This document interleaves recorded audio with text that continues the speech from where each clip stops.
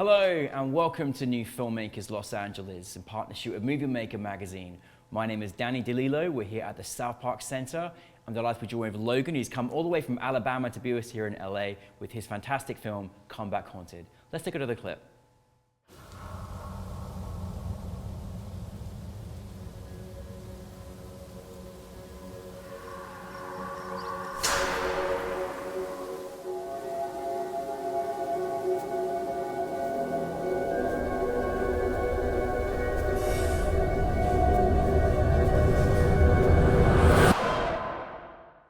Logan, welcome to the New Filmmakers LA family, firstly. This is great to be here.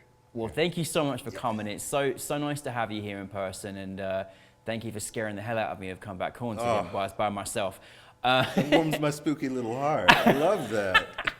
No, literally, I watched it and I was like, oh, you took me to a place I wasn't expecting. So yeah. really great. No, well done. For those that haven't seen your film, tell us a little about the story. Well, it is about a reclusive woman who has to adopt a long-lost motherly role when a blood-covered teenager arrives on her doorstep, claiming her mother is trying to kill her.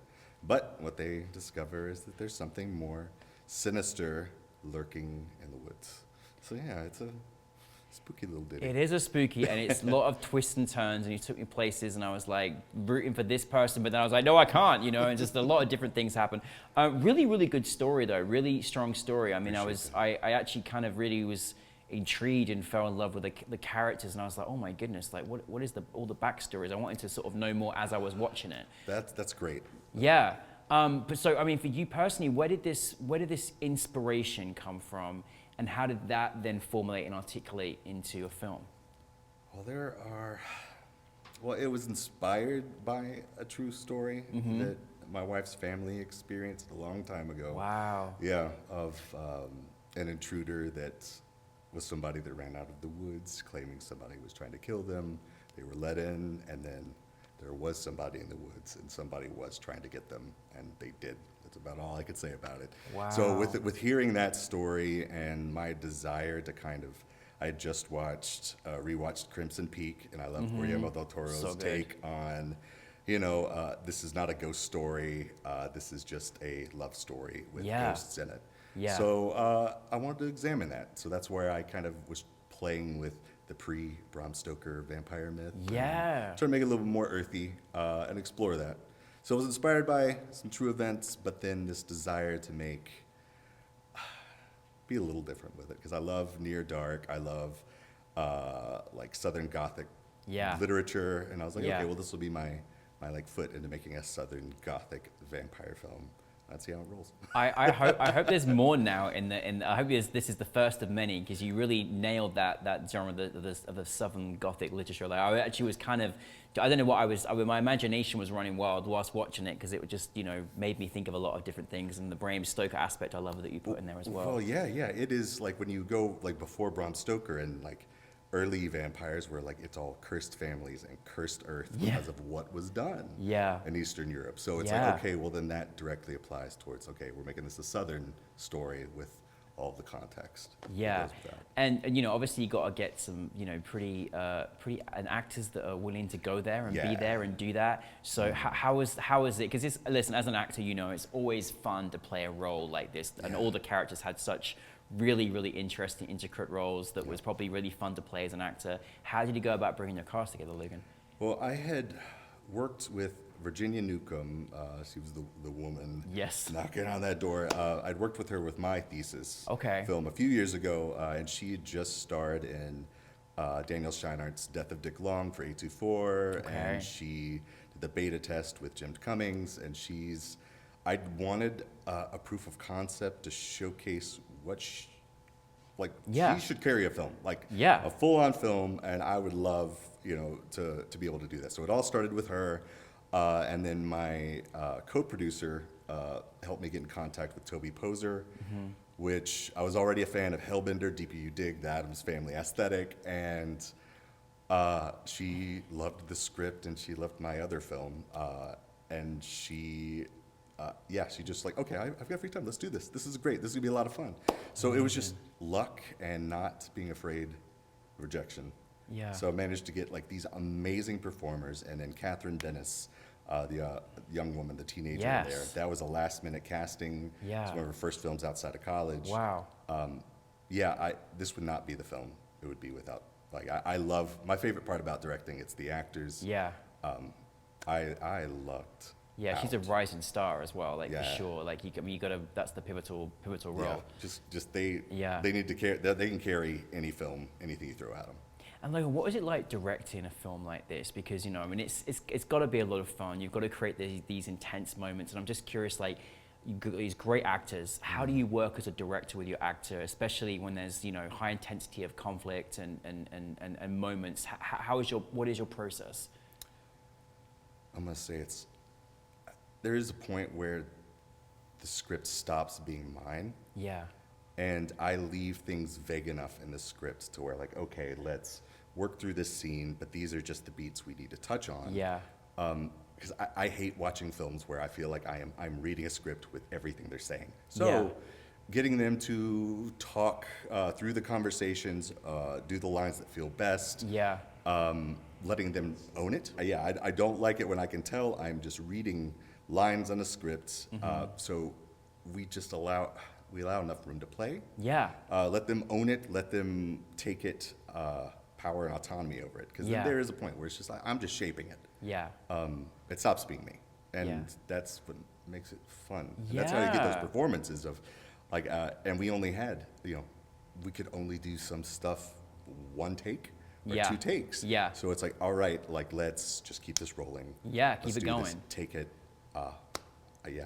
I mean, and I love that as well. That's it's so nice when you got a director you can work with like yourself, because that you're giving them this, you're launching, but you're giving them the room to breathe, and then that's when you get the best synergy together, and and that's you're like, this is magic, we're doing this, Yeah, it is. You get that tingle, like, and they kind of got to the point where they like, okay, we know if we can make Logan cry, that it's good, and it's like then like then I'm like crying during like what he's saying, like that's it.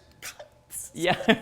So they kind of knew they could gauge it on that, which happened. Well, it was beautifully shot as well. Like, and you have to, obviously when you're making a film in this genre, you've really got to capture those moments, and the camera is super important to like impose in those little scare moments, or those moments when we're sort of like on the edge of our seats, etc. How is it? Obviously, elements of being at nighttime, shooting inside, exterior, like you got to cross between this door as well. Like, how was this experience in terms of production, and was there any challenges, or was it all easy? Yeah. Oh yeah. There was challenges. Well, and mostly that was just sound and making sure that we got what we needed for post. But I did try to follow the limitations that I set for my students. Yeah. That just because you don't have all of these, tens of thousands, hundreds of thousands dollars of equipment doesn't mean you can't do it. So what are your limitations? How can you do general lighting setup so you can shoot fast? Storyboard, and then by just planning it out, you can make something look great with what you have, just because it forces you to. Yeah, absolutely. So, and it turned out well. We had a great DP, an amazing gaffer, and they just, again, that's one of those things where I wouldn't be anywhere without. Yeah. Like I might have storyboarded it to where I could just let go and they could do what they needed to do. Yeah. But it would not have looked as good as it did without our DP. And it did look great. I mean, on a big screen. Amazing. She was amazing. Seriously. And so just to kind of, lead in, it's amazing when you said you're going to go into this genre. I love how you just kind of stepped into this experience, something new for you. But like, it's not the end, is it? This is not the end. No. Where are we going? Where are you taking us from here? Well, it is. This was a proof of concept, an opening scene to a very a Southern-based vampire film, but it is taking place in the 2000s in rural Alabama, just kind of echoing my own time growing up there and still trying to make sense of things. So I have the script ready for that, and just working on a few other shorts just to kind of prove that, okay, this is what we can do with a budget. Let's take care of it. And finishing up I have half of the book done for Combat Content, which I'm just trying to decide what works better.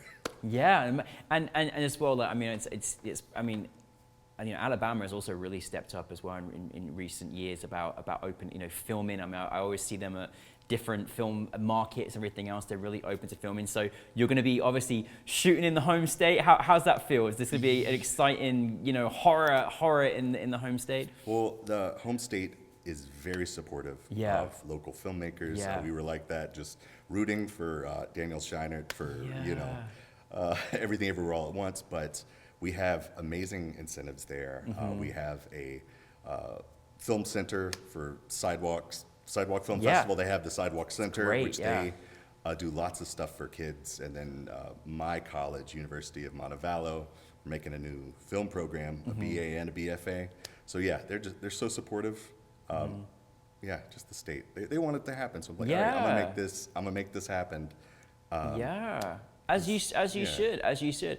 And I know as well that you're obviously not just obviously this is the film you made, but you also work with a lot of people. You're teaching and educating the next generation as well. And I'm just curious for you personally, like for filmmakers out there, of your experience and what you teach. Do you have any advice for filmmakers of what you've experienced, and what do you teach even them?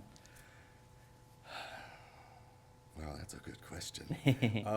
I try to tell my students, just do it. Don't, as long as you get it on the page and you have friends, you can make your movie.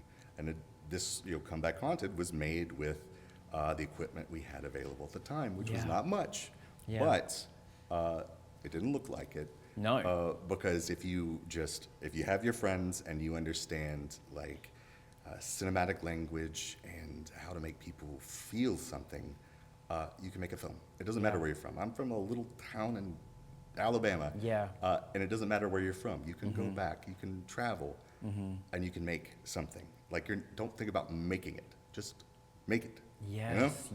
Absolutely. I felt like you're my teacher there for a second. I felt it was so inspiring, and I'm sure they're very appreciative to have you. I appreciate giving them the guidance as well. But firstly, I'm glad that we're not done here yet, because I wasn't done, even though I was scared and I won't watch it by myself next time. I'm ready for the feature and cool. really excited for you. And just thank you for bringing this great tale to us, and thank you so much for coming all the way here as well. It's amazing. So really appreciate you. Thank you so much. This was so much fun. I still can't believe I had this opportunity, and just can't wait to see where it goes now. Thank you. We're ready for the feature. Logan, everybody, thank you very much.